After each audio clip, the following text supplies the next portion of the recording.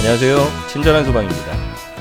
소방설비 기사 및 산업기사 1차 필기시험의 네 번째 과목인 소방전기시설의 구조 및 원리의 1회차 기출문제 풀이를 시작하겠습니다. 본 기출문제 자료는 아래 설명란에 무료로 내려받게 할 수 있도록 URL을 올려놓겠습니다.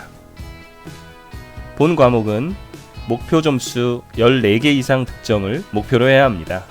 특히 이 과목은 2차 시험에서도 출제되어질 문제인지라 확실히 정리하고 넘어가는 걸 권장드립니다.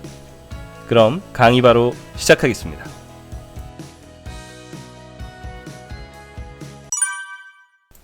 (61번) 자동화재 탐지 설비와 연동으로 작동하여 자동적으로 화재 발생 상황을 소방관서에 전달하는 것은 소방관서의 화재 발생 상황을 자동으로 전달하는 설비는 자동화재 속보 설비입니다.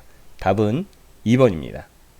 비상경보 설비는 화재 발생을 인지한 사람이 수동으로 버튼을 눌러 건물 내에 경보하는 설비고요. 비상방송 설비는 방송 설비를 통해 화재 상황을 경보하는 설비입니다. 무선통신 보조 설비는 소방관이 무선통신을 할 수 있는 설비입니다. 62번 비상방송 설비의 음향장치 설치 기준으로 옳지 않은 것은 1번 음량조종기를 설치하는 경우 음량조종기의 배선은 3선식으로 할 것 맞고요. 2번 다른 방송 설비와 공용하는 것에 있어서는 화재 시 비상경보 외의 방송을 차단할 수 있는 구조일 것 맞습니다. 3번 기동장치에 따른 화재 신고를 수신한 경우에는 20초 이내에 자동으로 필요한 음량으로 화재 발생 상황 및 피난에 유효한 방송을 개시할 것 20초 이내가 아니고 10초 이내죠. 네, 답은 3번입니다. 4번은요.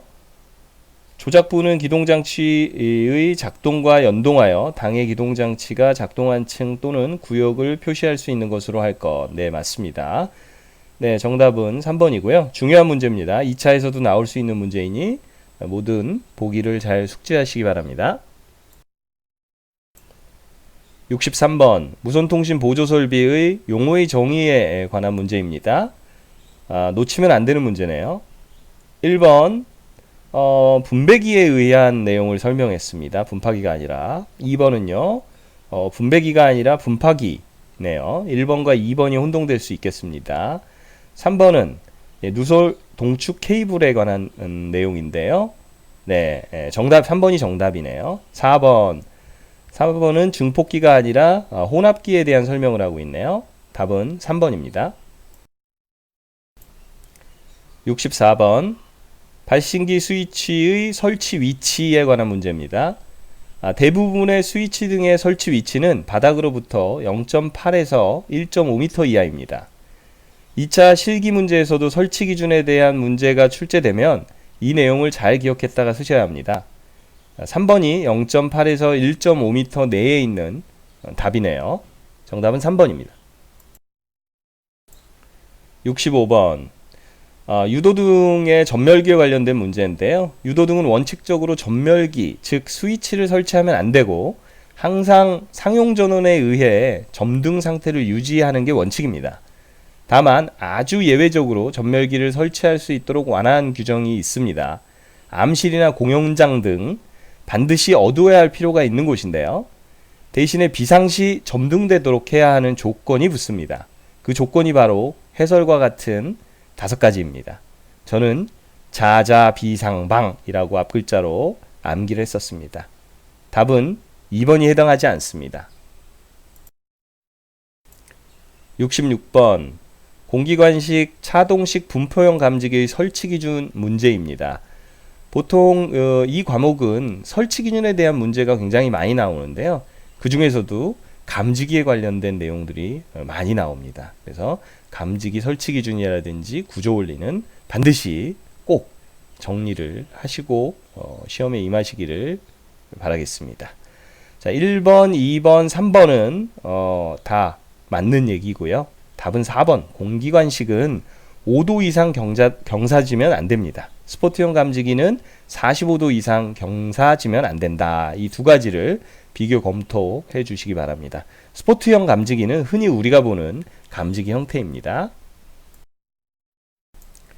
67번 다음 가로 안에 알맞은 것은 비상방송 설비에 사용되는 확성기는 각 층마다 설치하되 그 층의 각 부분으로부터 하나의 확성기까지의 무엇이 25m 이하가 되도록 하여야 하고 당해층의 각 부분에 유효하게 정보를 발할 수 있도록 설치할 것. 수평거리죠. 수평거리냐 보행거리냐 보통 이렇게 문제가 나오는데요. 보통 수평거리는 수평 투영 면적이라고 해서 도면상의 가장 짧은 거리를 의미합니다. 직선거리고요. 벽이나 출입문을 이렇게 통과해버리는 그러한 거리가 되겠죠. 보행거리는 사람이 지나갈 수 있는, 다닐 수 있는 가장 짧은 거리를 의미합니다. 그래서 출입문이나 복도 등을 지나쳐서 사람이 지나갈 수 있는 가장 단거리를 보행거리라고 합니다. 68번 휴대용 비상조명 등 설치 기준으로 옳지 않은 것은 설치 기준 문제죠. 역시 자 1번 맞고요. 2번은 백화점, 대형 쇼핑센터 및 영화상영관은 보행거리 25m 이내라고 되어 있는데요. 이거는 50m 이내입니다. 지하상가와 지하역사는 보행거리 25m 이내고요. 그것과 혼돈이 될 수 있는 문제네요. 답은 2번이 되겠습니다. 3번 0.8에서 1.5m 가장 사람이 쓰기 가장 편한 높이가 0.8에서 1.5다 이렇게 이해하시면 되겠습니다. 4번 건전지를 사용하는 경우에는 방전 방지 조치해야죠. 네, 정답은 2번이 되겠습니다. 69번 소방시설용 비상전원 수전 설비에서 소방회로 및 일반회로 겸용의 것으로서 분기 개폐기, 분기 과전류 차단기, 그 밖에 배선용 기기 및 배선을 금속재 외함에 수납하는 것으로 정의되는 것은 별로 안 중요한 문제 같은데 가끔 나오는 문제입니다. 좀 헷갈리는 문제죠. 답은 4번. 네, 해설을 잘 살펴보시면 좋겠습니다. 70번 누전 경보기의 설치 기준에 관련된 문제입니다. 몇 암페어 이하의 과전류 차단기를 설치해야 하는가라는 내용인데요. 15A하고 20A가 좀 헷갈릴 수 있는데 과전류 차단기는 15, 배선용 차단기는 20A 이하다라고 암기하시면 좋겠습니다. 답은 1번이 되겠습니다. 71번 부착 높이 20m 이상에 설치되는 광전식 중 아날로그 방식의 감지기는 공칭 감지 농도 하한값이 감광률 몇 %per 미터 미만인 것으로 하여야 하는가. 감지기 설치 기준 문제네요. 감광률 5% m 미만입니다. 답은 3번이 되겠습니다.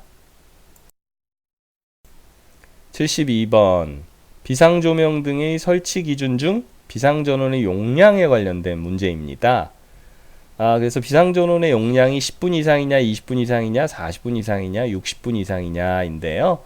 정답은 60분 이상이 되겠습니다. 73번 피난구 또는 피난경로로 사용되는 출입구를 표시하여 피난을 유도하는 표지는 유도하는 표지니까 이제 유도 표지겠죠. 그 중에서 피난구라고 했으니까요. 3번이 되겠습니다. 피난구 유도 표지입니다. 용어의 정의 문제는 반드시 맞추셔야 되는 문제입니다.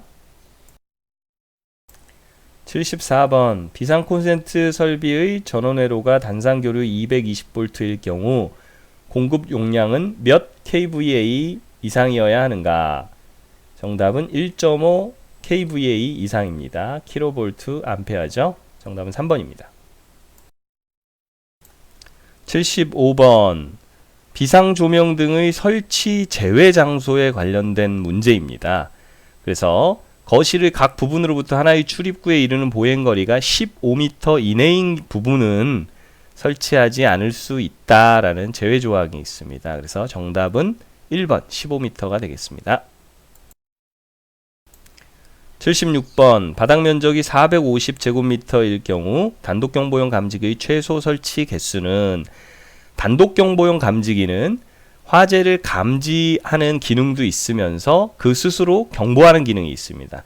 다만 경보기들끼리 연결이 되어 있지 않아요. 시스템이지 않습니다. 그 자체가 배터리 방식이라서 자체로 화재를 감지도 하고 그리고 경보도 해주는 그러한 방식입니다. 그래서 소형 주택이라든지 이런 곳에 노이자 시설이라든지 이런 곳에 자동화재 탐지 설비가 설치되지 않은 그러한 소방 대상물에 설치되고 있습니다.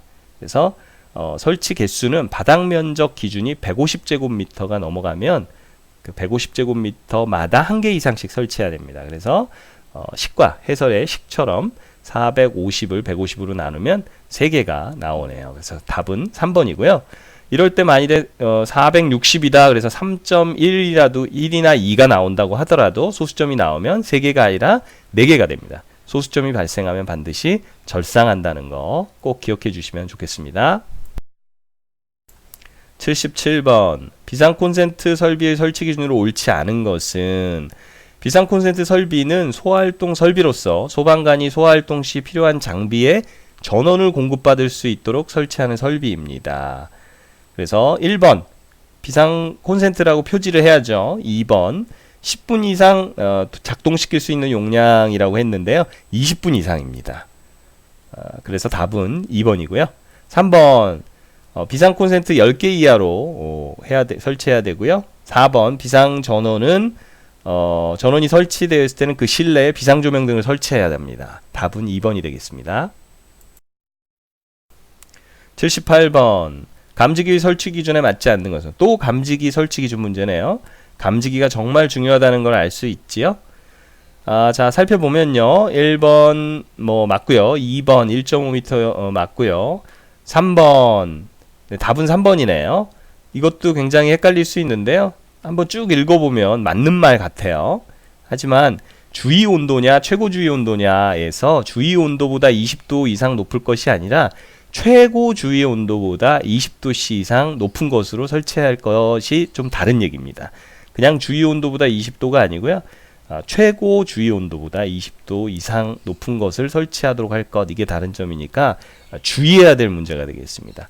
4번 45도 이상 경사되지 아니할 것 맞는 얘기죠. 답은 3번이 되겠습니다.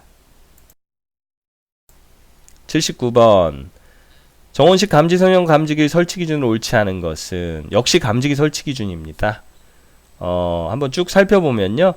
1번 맞고요. 2번은 굴곡 반경 5mm가 아니고요. 5mm면 굉장히 급한 거죠. 5cm 이상으로 할 것입니다. 2번이 틀렸네요. 3번 보조선 설치하고 거기에 설치한다라는 내용이 맞고요. 4번 마감 금구를 사용할 것 다 맞는 얘기죠. 정답은 2번이 되겠습니다. 80번 지하층으로서 특정 소방 대상물의 바닥 부분 2면 이상이 지표면과 동일하거나 지표면으로부터의 깊이가 몇 미터 이하인 경우에는 해당 층에 하나여 무선통신 보조설비를 설치하지 않을 수 있는가? 무선통신 보조설비 설치 제외 장소에 관한 문제입니다. 그래서 지하층으로부터 바닥이 2면 이상이 지표면과 동일한 경우에는 설치를 제외하고요. 지하층으로서 지표면으로부터 깊이가 1m 이하인 경우의 해당 층은 무선통신 보조설비의 설치를 제외합니다. 네, 그래서 답은 2번이 되겠습니다. 빠르게 복습하기 빠복. 지금까지 학습한 내용을 한 번 더 빠르게 풀어보는 시간입니다. 한 문제당 5초. 기억나는 것과 기억나지 않는 것을 체크해 보세요. 그리고 이 빠복만 다시 반복해 보세요. 아는 것과 모르는 것을 구분할 줄 알아야 합니다. 하나도 모르시겠다고요? 괜찮습니다. 다음 회로 과감히 넘어가세요. 비슷한 유형의 문제들이 계속 반복됩니다. 자, 그럼 빠복 시작하겠습니다.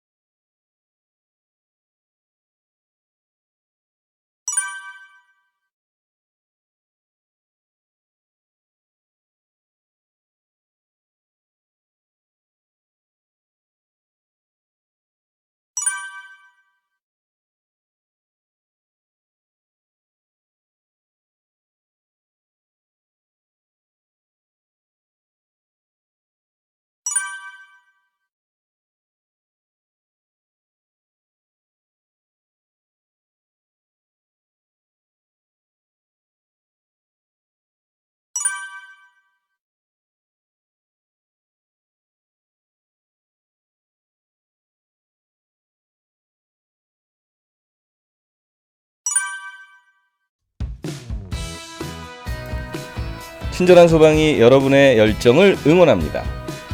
영상이 도움이 되셨다면 구독과 좋아요, 알림 설정 잊지 마시고요. 여러분들의 좋은 결과가 있기를 진심으로 기원드리며 이번 영상은 이것으로 마치겠습니다. 지금까지 친절한 소방이었습니다. 감사합니다.